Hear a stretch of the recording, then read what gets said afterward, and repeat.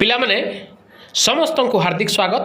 ମୁଁ ବଳରାମ ସାର୍ ପୁଣି ଥରେ ସମସ୍ତଙ୍କୁ ମୋ ଚ୍ୟାନେଲରେ ସ୍ୱାଗତ କରୁଛି। ପିଲାମାନେ ଆଜି ଆମେ ପଢ଼ିବା ଆମ ପଞ୍ଚମ ଶ୍ରେଣୀ ସାହିତ୍ୟ କୁସୁମ ବହିର ଗୋଟେ ପାଠର ନାଁ ହେଲା ଦେଶଭକ୍ତ ଲକ୍ଷ୍ମଣ ନାୟକ। ପିଲାମାନେ ଆଜିର ଏହି ଭାଗରେ ଆମେ ଦେଖିବା ଲେଖକଙ୍କ ପରିଚୟ, ତାପରେ ଦେଖିବା ଆମ ଅଞ୍ଚଳରେ ଆମ ଦେଶରେ ତଥା ଆମ ରାଜ୍ୟରେ ଥିବା ଦେଶପ୍ରେମୀ ଶହୀଦମାନଙ୍କର କିଛି ନାମ ଏବଂ ସେମାନଙ୍କର ବୀରଗାଥା। ତାପରେ ଦେଖିବା ଏହି ପାଠର କଥାବସ୍ତୁ। ତାହେଲେ ଆସ ପିଲାମାନେ ଦେଖିବା ଏଇ ଦେଶଭକ୍ତ ଲକ୍ଷ୍ମଣ ନାୟକ ପାଠର ପ୍ରଥମ ଭାଗ। ପ୍ରଥମେ ଦେଖିବା ଲେଖକ ପରିଚୟ। ଡକ୍ଟର ଗୋବିନ୍ଦ ଚନ୍ଦ୍ର ଚାନ୍ଦ 1967 ମସିହା ମେ ମାସ 4 ତାରିଖରେ ଜନ୍ମଗ୍ରହଣ କରିଥିଲେ।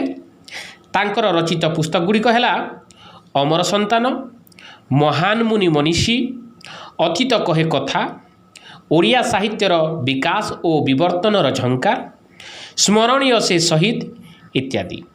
ଏହି ବିଷୟଟି ତାଙ୍କର ଅମର ଶହୀଦ ପୁସ୍ତକରୁ ଆସିଛି।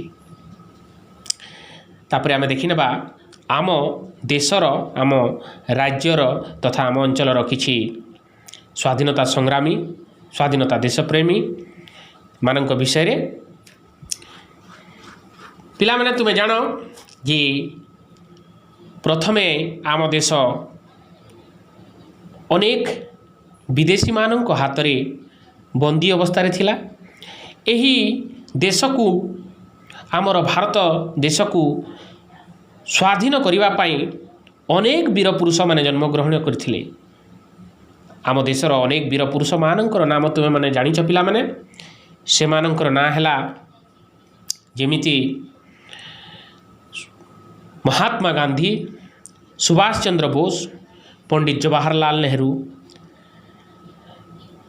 ଭଗତ ସିଂ, ଚନ୍ଦ୍ରଶେଖର ଆଜାଦ, ଏହିଭଳି ଅନେକ ବୀର ପୁରୁଷମାନେ ଜନ୍ମଗ୍ରହଣ କରିଥିଲେ।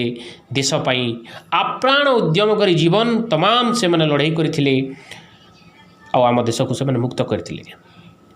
ଏହି ଗୁରାମାନଙ୍କ ହାତରୁ, ଇଂରେଜମାନଙ୍କ ହାତରୁ ଆମ ଦେଶକୁ ସେମାନେ ମୁକ୍ତ କରିଥିଲେ। ଯଦି ଆମ ରାଜ୍ୟ ବିଷୟରେ ଆମେ କଥା ହେବା, ତାହେଲେ ଆମ ରାଜ୍ୟରେ ମଧ୍ୟ ଅନେକ ମହାପୁରୁଷ, ବୀର ପୁରୁଷମାନେ ମଧ୍ୟ ଜନ୍ମଗ୍ରହଣ କରିଥିଲେ। ସେମାନଙ୍କ ଭିତରେ ଜୟୀରାଜଗୁରୁ, ରଘୁ ଦିବାକର, ତାପରେ ଉତ୍କଳମଣି ଗୋପବନ୍ଧୁ ଦାସ, ତାପରେ ଆମର ଉତ୍କଳ ଗୌରବ ମଧୁସୂଦନ ଦାସ, ତାପରେ ଆମ ଅଞ୍ଚଳରେ ଥିବା କିଛି ବୀର, ଆମ ସମ୍ବଲପୁର ଅଞ୍ଚଳର ଅବିଭକ୍ତ ସମ୍ବଲପୁର ଅଞ୍ଚଳରେ ଥିବା କିଛି ବୀରଙ୍କର ନାମ ହେଲା ବୀର ସୁରେନ୍ଦ୍ର ସାଏ। ଏହିମାନେ ଆମ ଦେଶ ପାଇଁ, ଆମ ରାଜ୍ୟ ପାଇଁ, ଆମ ଅଞ୍ଚଳ ପାଇଁ ଏମାନେ ସମସ୍ତେ ବଳିଦାନ କରିଦେଇଛନ୍ତି, ଜୀବନକୁ ବଳିଦାନ ଦେଇଥିଲେ ଆଉ ଦେଶକୁ ଏମାନେ ସ୍ୱାଧୀନତାର ସ୍ୱାଦ ଚଖାଇଥିଲେ। ଏମାନଙ୍କର ମହାନ ଗାଥା, ଆପ୍ରାଣ ଉଦ୍ୟମ ତଥା ଦେଶ ପ୍ରୀତି, ଦେଶପ୍ରେମ ଯୋଗୁଁ ଆମ ଦେଶ ସ୍ୱାଧୀନ ହୋଇଥିଲା।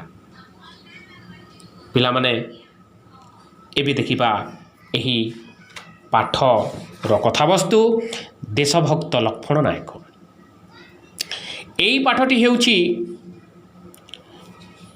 ଅବିଭକ୍ତ କୋରାପୁଟ ଜିଲ୍ଲାର ତେନ୍ତୁଲିଗୁମା ଅଞ୍ଚଳର ଗୋଟିଏ ଘଟଣା ବା ବୀର ପୁରୁଷ ଜଣେ, ତାଙ୍କର ନାଁ ହେଲା ଲକ୍ଷ୍ମଣ ନାୟକ। ଏହି ଲକ୍ଷ୍ମଣ ନାୟକଙ୍କର ଜୀବନ କାହାଣୀ ବିଷୟରେ ଆମେ ଏଠାରେ ପଢ଼ିବା।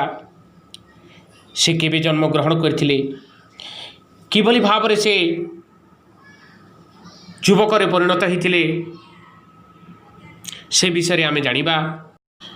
ତାଙ୍କର ବିବାହ କେବେ ହୋଇଥିଲା, ସେ କିଭଳି ଭାବରେ ବୀର ଲକ୍ଷ୍ମଣ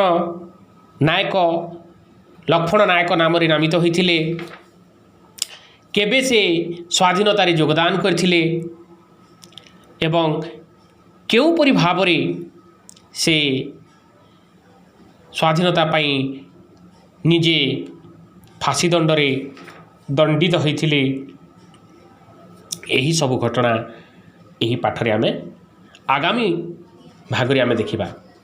ପିଲାମାନେ ତେବେ ଜାଣିଲ ଆଜିର ଆମର ପାଠର କଥାବସ୍ତୁର ନାମ ଦେଶଭକ୍ତ ଲକ୍ଷ୍ମଣ ନାୟକ।